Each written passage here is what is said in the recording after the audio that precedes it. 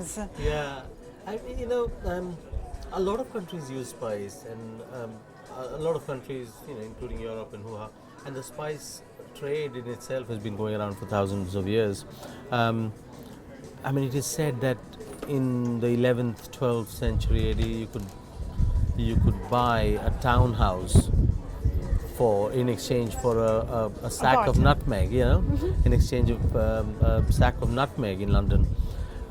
So that's how valuable spices have been, and lots of countries use them, and they've been propagated all over the world, through the Arabs and the spice trade. But I know not of another nation, another country, another cuisine that uses spices in the various combinations and the complexities, like Absolutely. Indian food does. I mean, and that's one of the things that really gives Indian food its distinctive edge. In India, we use spices for color, for flavor, for texture, for their medicinal properties, and often their They've got a lot preservative. of beneficial Correct, properties. correct. I mean, a lot of people, and we, depending on who you speak to, they'll say, well, there's 32 different kinds of spices, or 100 different kinds of spices, or 500 different kinds of spices. But I mean, and that's the one thing that makes Indian food distinct, but it's also the thing that makes Indian food very inaccessible for a lot of people. They find it very inhibiting to actually say, oh, I don't know where to begin, where to stop. Daunting to Very, achieve very the daunting. right, Correct, consistency, the right the right mixture. balance, how to understand what to use, what not to use, when to buy, how long to keep. It's incredibly complex and makes it very, very difficult. But actually, it doesn't have to be that way. So if you look at these 5 spices right at the front, right from sort of ground red chilies to fennel to coriander to ground turmeric and to cumin seeds. These 5 spices, perhaps the 6th one, if you had to have one, is maybe black peppercorn, which is again used everywhere. So these 6 spices with a bit of salt is actually enough to give you hundreds of different kinds of dishes. You use them, just lightly roast them and grind them and use them as a crust on a piece of fish, just pan fry the fish and eat it. It adds warmth and zest and zing to the dish. In fact, these spices are very commonly used Correct. in Malta itself. Yeah. Whereas as we come here to Correct, this correct, end, yeah. you're going to have to show us a bit more. No, absolutely. So in India, we feel we often think of spices and think about spices with the health benefits that they have. So, for example, we know of cumin to aid digestion, of turmeric to be an antiseptic, of coriander to be an antipyretic, i.e., bring down the body temperature. So it cools you down in a very, very hot climate. Consuming a bit of coriander actually cools your body temperature down.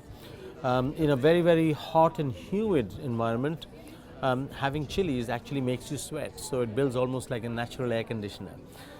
So of course, chilies are very good for a source of vitamin C too. And fennel again, it's a mouth freshener, it's a digestive, it's a cooling, antipyretic qualities.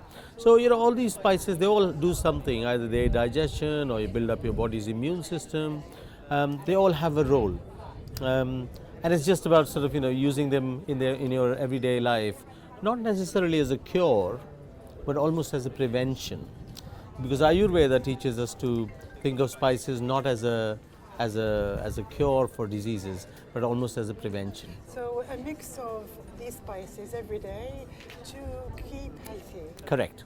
Correct. It's a part of your healthy diet and lifestyle. The next range of spices we see here.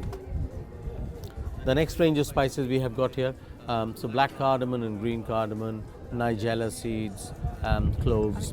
Then there are mace and nutmeg and cinnamon, of course. You've got these. But we don't have this You don't readily have- available here. No. We have nigella seeds. But black and cardamom is here. essentially a poor man's cardamom, really. Really? So it's cheaper. It's used in bulk cooking.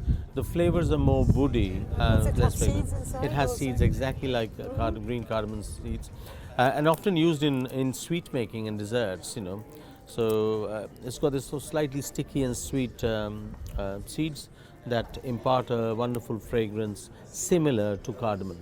Whereas cardamom on its own is quite citrus. It's Yes, lemon balmy yes, and yes. so and very, very fragrant and aromatic. But is it part of the same plant? Not at all. It's a different plant. It's just a similar flavor profile. And then, you know, so when in India you have weddings where people are cooking for 2,000 people, 3,000 people, perhaps if you're not that rich and you don't have access to that much green cardamom, often recipes would substitute green cardamom with black. Um, Things like cloves, nutmeg, mace, these are all the spices, the dry, black, sort of dry, hardy spices that the spice trade was based on. For thousands of years, people have made a lot of money and fortune on trading in these aromatic spices. These also go into making of a garam masala. A garam masala essentially is garam translating to hot and masala translating to mix. So it's a hot mix of spices. Hot not because it's hot on the palate, not like chili. Hot because it is heat inducing. So it's wonderful in cold climates, wet, miserable afternoons, evenings, nights, whatever you have. It's really warming and wonderful, you know, sort of fragrances. So each family or each individual would have their own mix. Correct. Yeah, they all have, and they all swear by their own recipes. They wouldn't believe that anybody else can have a better recipe for a garam masala than them. So you know, that's the second grade of spices, slightly more expensive. Yes.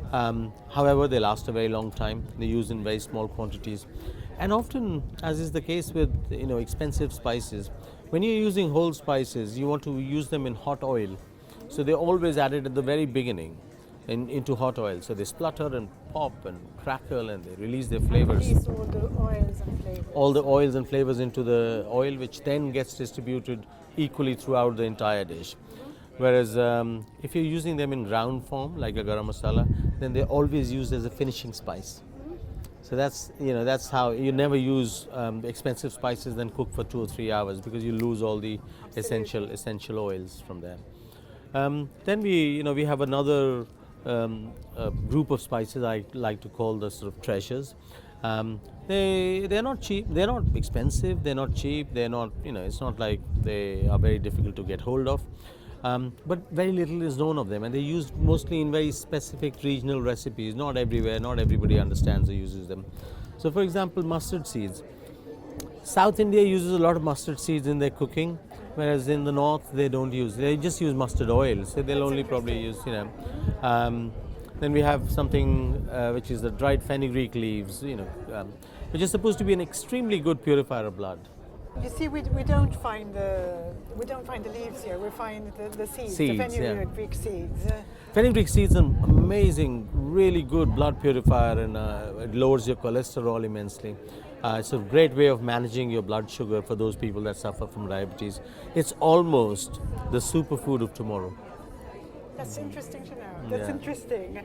I have to address this dish because that dish il-kannella u il-restaurant ta' Vivek jismu Cinnamon Club. So I have to, you understood that. Absolutely. We have to address this, and we have to also address this because I have never seen it before. Yeah. Oh, well, you know, cinnamon is an integral part of the garam masala. It goes in. Again, you know, for its sweet and warming effect, Yes, it's an ingredient we use very commonly. You often find, you know, it in potpourris, and you find them in Christmas puddings, and you find them being used all over the world. Actually, much of Europe uses cinnamon in their cakes and stuff. Austria, Belgium, whatever. And kachri, this tomato-like fruit, it grows wild in Rajasthan. It is actually a really, I mean, it is on its own doesn't taste much, but when it's pounded up and soaked in water, it's quite sour, And you quite would add acidic. it to curries? Or? You would normally pound these and add it to very tough cuts of meat. And actually, what the acid in there, what it does, it really breaks down the proteins in the meat. So it's a very effective tenderizer. In Rajasthan, they also make certain chutneys out of it. So they'll mix it with yogurt, and it has this very sharp and, you know, tang kind of it. Unusual, but there you go. We certainly don't find them here. I wonder if I can pinch one. Actually. Of course you can, yeah. So